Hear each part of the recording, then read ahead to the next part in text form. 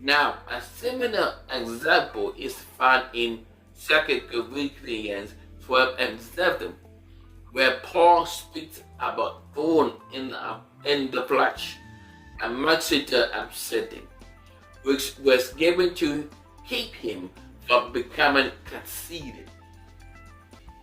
This further illustrates how God may allow certain challenges for the purpose of refining, humbling, or fulfilling His divine will in our lives. Okay? In this sense, the enemy becomes a sparring partner. You know, and y'all get in the ring, put on the gloves, and second, pop, pop, pop. Those person, pop, pop, pop.